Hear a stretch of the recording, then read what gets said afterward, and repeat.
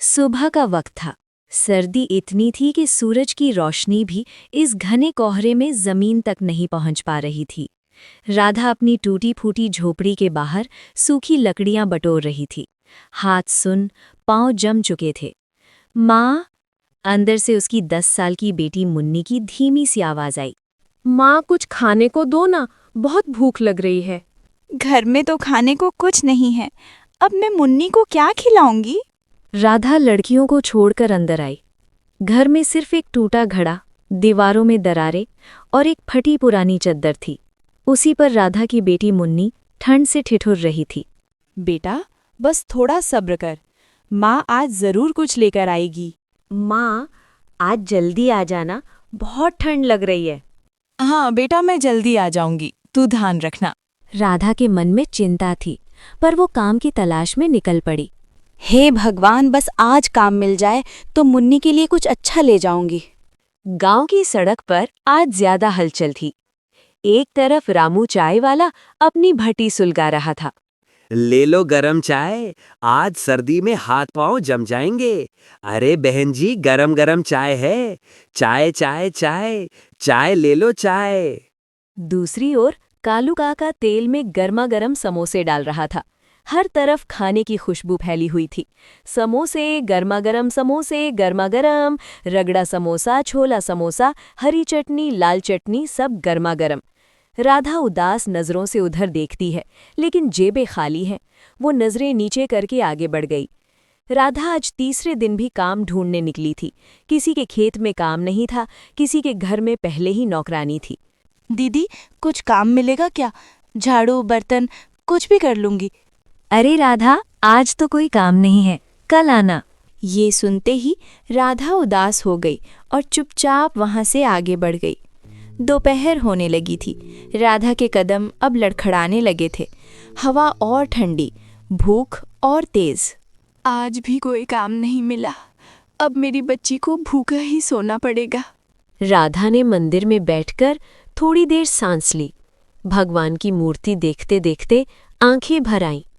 भगवान, कोई राह दिखाओ। तभी मंदिर के पुजारी जी आए और उन्होंने राधा को प्रसाद दिया।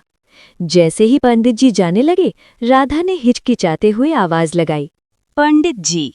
राधा कुछ कह नहीं पाई, लेकिन पंडित जी समझ गए। उन्होंने चुपचाप राधा के हाथ में थोड़ा और प्रसाद रख दिया और बिना कुछ कहे वहां से चले गए। सूरज ढलने लगा था, धुंध और घनी हो गई थी। गांव के झोपड़ों में चूल्हे जलने लगे थे, लेकिन राधा के घर में सिर्फ अंधेरा था। वो उदास मन से घर की तरफ चल दी। मुन्नी का चेहरा उसके सामने घूम रहा था। राधा झोपड़ी के अंदर पहुंची। माँ, आज काम मिला क्या? मेरे लिए क्या लाई तुम? राधा ने हल्का सा मुस्कुराकर पोटली से थोड़ा सा प्रसाद निकाला। काम तो नहीं मिला बेटा, लेकिन ये प्रसाद है, खा ले। मुन्नी प्रसाद खाने लगी। राधा उसे देखती रही। चेहरे पर मुस्कान थी, पर थोड़े से प्रसाद से पेट कहाँ भरने वाला था। भूख तो अब भी लगी हुई थी। रात गहराने लगी थी। ठंड और धुंध पूरे गांव को ढक चुकी थी। राधा लकड़ियों को जलाकर थोड़ी गर्मी बनाने की कोशिश कर रही थी। तभी दरवाजे पर हल्की सी दस्तक हुई। राधा चौंकी। गांव में इस समय कोई नहीं आता था। कौन है बाहर? मैं रास्ता भटक गया हूँ, शहर से आया हूँ।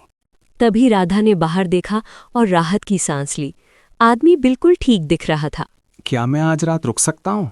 रास्ता भटक गया हूँ। हाँ, अंदर आ जाइए, बाहर बहुत ठंड है। आदमी अंदर आया, बैग उतारकर बैठा और कमरे को गौर से देखने लगा। आप शहर से आए हैं? हाँ, मैं शहर से कुछ काम के लिए आया था। जाते जाते रात हो गई और रास्ता भटक गया। आज रात यहीं रुक जाइए, बाहर बहुत ठंड है।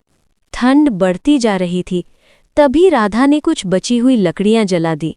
हमारे पास खाने को कुछ नहीं है, बस ये सूखी लकड़ियां हैं, इसी से ये ठंडी रात निकल जाएगी। मेरे पास कुछ खाने को है, आप लोग भी ले लीजिए। अरे नहीं साहब, आप खा लीजिए। माँ, थोड़ा सा खा लेते हैं ना, बहुत भूख लगी है। राधा ने अपनी बेटी की आंखें देखीं। खाली पेट की जलन और ठंड की घबराहट साफ दिखाई दे रही थी। ठीक है साहब, अगर ज्यादा हो तो दे दीजिए। अरे ज्यादा ही है, मैं तो रास्ते में खाने के लिए ले आया है। उसने अपने बैग से एक छोटा सा स्टील का डिब्बा निकाला। जैसे ही ढक्कन खुला, राधा और मुन्नी दोनों एक पल को जैसे ठहर गईं। माँ, ये क्या है? पता नहीं बेटा। इसे मोमोज कहते हैं। शहर में ये बहुत बिकते हैं। राधा ने पहले कभी मोमोज का नाम भी नहीं सुना था, लेकिन मुन्नी, उसकी आंखों में खुशी ऐसी चमक रही थी जैसे उसे कोई खजाना मिल गया हो। वाह माँ, ये तो बहुत अच्छे ले। हाँ, शहर में लोग बहुत पसंद करते हैं। जितना छोटा वो खाना था, उतनी बड़ी उम्मीद थी जो राधा के मन में उठ रही थी। तीनों ने थोड़ा वक्त बातों में गुजारा। आदमी ने अपना नाम बताया, अमन। साहब, शहर में तो सब महंगा मिलता होगा ना? नहीं नहीं, ये तो हर जगह ठेलों पर मिलते हैं।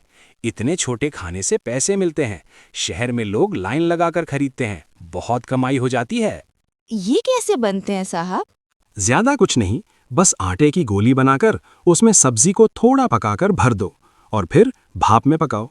राधा के दिमाग में पहली बार एक चिंगारी सी जगी। उस आदमी ने राधा को मोमोज कैसे बनाते हैं ये बताया।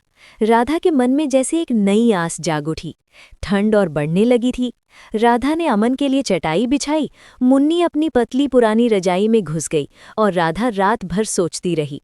उसका दिमाग मोमोज की तरफ घूम रहा था। अगर ये इतना बिकता है तो क्यों ना हम भी बनाकर बेचे। अगली सुबह ठंड की धूप पूरे गांव पर पड़ रही थी। राधा के घर जो आदमी आया था वो जा चुका था। राधा घर का काम खत्म करके बाजार की ओर निकल पड़ी। राधा जैसे ही बाजार पहुंची, किसी ठेले पर कोई गर्मा-गर्म चाय बेच रहा था, कहीं कोई समोसे तल रहा था, पर किसी के पास भी मोमोज नहीं थे। राधा अपने घर लौटी और